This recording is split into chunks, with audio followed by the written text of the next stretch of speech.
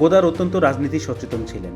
Breathless সরাসরি রাজনৈতিক ছবি না হলেও এর আঙ্গিক ও গঠনগত ভাষা ব্যাপকভাবে রাজনৈতিক ভাষ্যে মুখর। যদিও গোদারের পরের দিকের ছবিগুলোতে মার্ক্সবাদী ও বিপ্লবী চিন্তার প্রকাশ দেখা যায়। এমনকি এক দশক পরে নিজের আগের সব ছবিকে বুর্জোয়া ছবি আখ্যা দিয়ে বাতিল করে দিলেন। এরপর জিগাভের্তভ নামে একটা দল গঠন করে সোশ্যালিস্ট ছবি বানাতে শুরু করলেন। পরবর্তীতেও নিজেকে কোনো একটা ধারায় স্থির রাখতে পারেননি গোদার। এই যে নিজেকে বারবার ভেঙে ফেলা, নিজের কাজকে দর্শনকে চ্যালেঞ্জ করা, এটাই গোদারের অনন্যতা। শুরুতেই বলেছিলাম ফ্রেডরিক নিটশের ঈশ্বরের মৃত্যু ও নিহিলিজম গোদাসহ ফ্রেঞ্চ নিউ ওয়েভের ফিল্মমেকারদের উপর ব্যাপক প্রভাব ফেলেছিল। ব্রেথলেসে মিশেল চরিত্রকে আমরা নিহিলিস্ট বলতে পারি। দার্শনিক ও অধ্যাপক হুবার্ট ড্রেফাস মিশেল ও প্যাট্রিশিয়াকে নিটশের অ্যাক্টিভ ও প্যাসিভ নিহিলিজমের মূর্ত প্রতীক হিসাবে বর্ণনা করেছেন।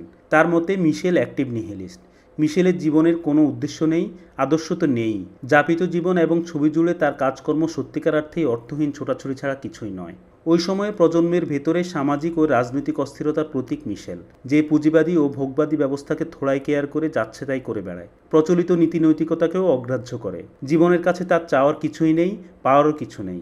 সে শুধু নিস্তরঙ্গ পুকুরে একটা ঢিল ছুঁড়ে দিয়ে তারপর হুট করে পুলিশের গুলি খেয়ে মরে যায়। অপরদিকে প্যাট্রিশিয়া চরিত্রটি প্যাসিভ নিহিলিস্ট।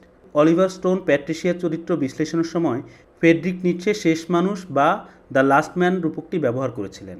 প্যাট্রিশিয়াও একজন বিচ্ছিন্ন মানুষ, জীবন তার কাছেও অর্থহীন, কিন্তু তার জিজ্ঞাসা আছে, শূন্যতার বিরুদ্ধে লড়াইয়ের চেষ্টা আছে সিদ্ধান্তহীনতাও।